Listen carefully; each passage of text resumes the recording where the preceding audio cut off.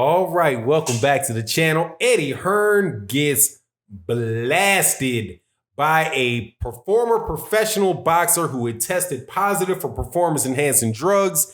When he stated something about performance-enhancing drugs in the industry, Eddie Hearn snaps back at him, from what I understand, and he says, drags Eddie Hearn all through the street with his response.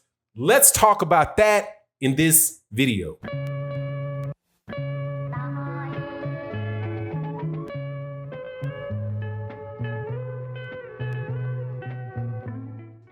All right, welcome back. Performance-enhancing drugs in boxing. In my opinion, it is one of the top 3 problems in boxing. Top 3. Number 1 is too many sanctioning bodies. Number 2, too many weight classes. Number 3, too much cheating. That is what performance-enhancing drugs are. It's cheating. So when a guy like Larry Olubamiwo,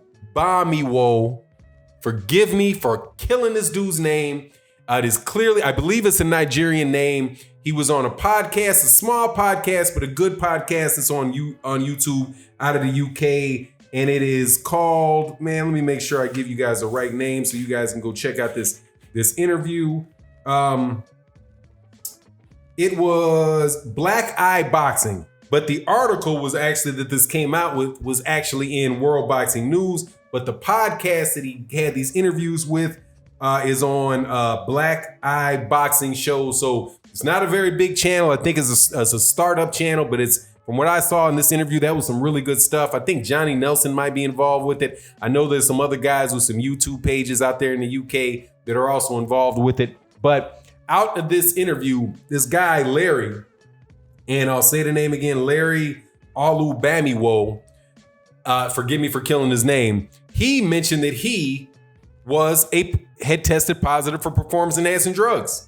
And he knew, I won't ruin their whole interview. You can go over there and check out the interview themselves. I encourage you to do so. But the highlights of it is that he said that he had used performance-enhancing drugs in the past. He knew that he was going to get popped. That he felt that when he was on performance-enhancing drugs, that he was between, depending on what he was using, he was between 10 and 50% better fighter than when he wasn't. And the most outstanding thing that he said was that he believed that between 80 and 90% of top level boxers were using or involved in some type of performance enhancing drug. Now, that, my friend, is the same thing that Tyson Fury said the fight before he tested positive for performance enhancing drugs. It is actually out there on YouTube. Typically speaking, I do not put up the clips of other channels and stuff like that in my videos. So you're going to have to find that for yourself. More than likely, I'm going to have a Patreon video on it where I might use a little bit of a clip of it, but I don't really typically do that on the YouTube page. But he said that he was asked by an interview, I believe it's Coogan Cassius from IFL TV. It sounded like him. And he asked him what, Tyson Fury said, can't remember what he asked, but Tyson Fury said that he thought almost everybody, I think he said everybody in the top level of boxing was using some type of performance enhancing drug, either to cut weight or to get stronger. And Coogan Cassius said, "You're not talking about you though, right? Because, you," and he's like, "Oh, no, not me. I just use, recreational drugs." Basically, Tyson Fury acknowledged before he tested positive for nandrolone that everybody was using performance-enhancing drugs. This is another guy that he's saying between 80 and 90% of these guys are using performance-enhancing drugs. Then you have Eddie Hearn, however, comes out and, from what I understand, retorts, drags this guy under the bus, and then Larry comes back and says, look at Eddie Hearn in Matchroom. if he was going to talk some smack about me and what I'm saying, because this guy's saying, look, man, I'm telling you the truth. I tested positive for performance enhancing drugs. I'm a performance enhancing drug cheater. This is how it works. You get between 10 and 50% better. I knew when I made the mistake that got me popped, and it is what it is. And so when you have, just if people common sense tell you how life is. When you're into something that's illegal, the other people that are into it doing it illegally. If you're somebody that just take something that you should be like when you were in back in the day when I was in school and used to wrap up a little something, puff and blow a little something, exactly how you're going to how do you find that, right? How do you find it? You find it by people that do it. And they hook you up with the guy that has it. So you just learn how you go through that network of people that for me, that's, smoking Bud Crawford, that is, the Bud Crawford. Back when I was into the Bud Crawford, that's how you find it. You go out and you find people that enjoy it, and that's the crowd so you pretty much know how to get around and do it. And as a result of that, who does it. Same thing for these dudes that are using performance enhancing drugs. The fact that this guy was a professional fighter, got busted for it, had used it, he knows who sells it, he knows who's using it, and he knows how rampant it is in boxing. When I was in school, I could say the same thing about what I mentioned. Like, man, I would say probably when I was in school, maybe 3 out of 10 people, would do the Bud Crawford. Maybe, 9 out of 10 or 98 out of 100, would have a sip of the little Jack Daniels every once in a while. You have a good gauge about that because you're in that world. This guy is in that world. So when Eddie Hearn comes and says something to him and he's like, man, look at you. Dude, I don't even have to go through the interview to know exactly what he's talking about. You look at all the people that fought for matchroom boxing. And I'm not saying this about matchroom boxing to say the matchroom boxing is necessarily any different than anybody else. But look, you have Povetkin. He had Povetkin that went through there and fights on matchroom cards. Dillian White, Jarrell Miller, Billy Joe Saunders. Just off the top, those are some of their top guys.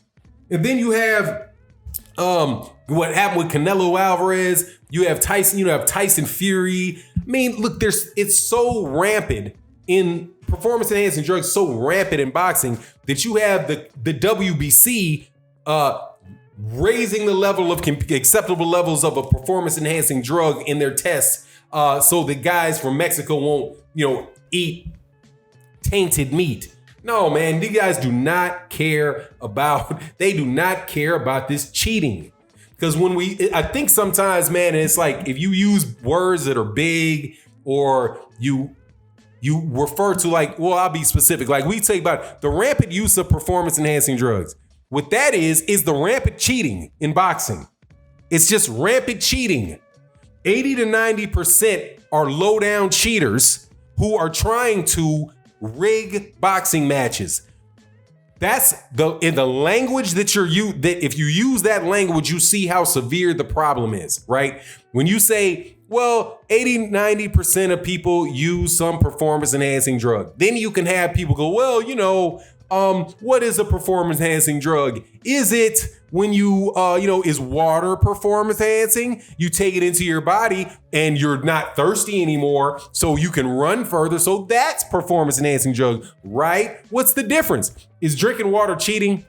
No. Is drinking water rigging a fight? No.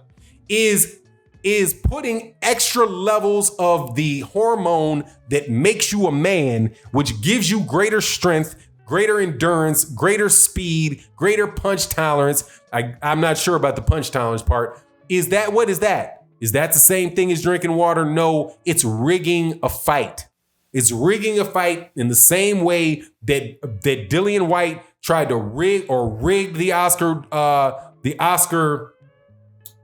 Rivas fight by walking in, besides just testing positive for performance enhancing drugs, walks into the rings with 2 gloves that were not checked. It's rigging a boxing match the same way that when Tyson Fury got into the ring against Christian Hamer, that he had where he had to have his glove taken off because they had removed the thumb, dislodged the thumb from the side of the glove. And what it looked like is he took his thumb out of the glove. That, my friend, is rigging a fight. Now, I would separate rigging the fight. Rigging the fight are things that take place before the fight, right? By and large, right? In the fight, you can have some low blows here and there. You might get a rabbit punch or two or whatever. Those things are happening in the battle. They're happening right there in front of everybody, and everybody has the ability. Everybody sees it, and everybody has the ability to react to it because they know what it is. Yeah, you hit me low you hit me low. Now, if you do that, I'm gonna hit you low. But can you do that if somebody is taking performance-enhancing drugs? Can you walk into the room and be like, oh, I clearly see that this guy is using performance-enhancing drugs. Let me do it. No, you got to do that before the fight, which is rigging the fight. And that's what Jarrell Big Baby Miller, I'm not saying Jarrell Big Baby Miller wasn't on dope before that. I don't know. But he obviously felt like he needed to do something to get on an even playing field from probably the most highly suspected steroid dude in boxing, but has never tested positive, which is Anthony Joshua.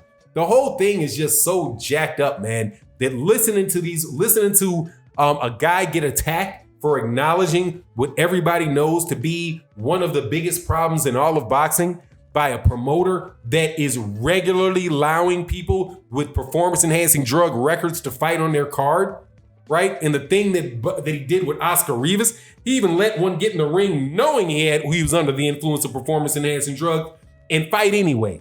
It's absolutely ridiculous. I'm happy that this guy said this. I have no faith whatsoever that the WBC, the WBA, the IBF, or the WBO are going to do anything about it because they make money off these rigged fights. But anyway, it is what it is. You let me know what you think in the comment section. And with that, I'm out. Peace.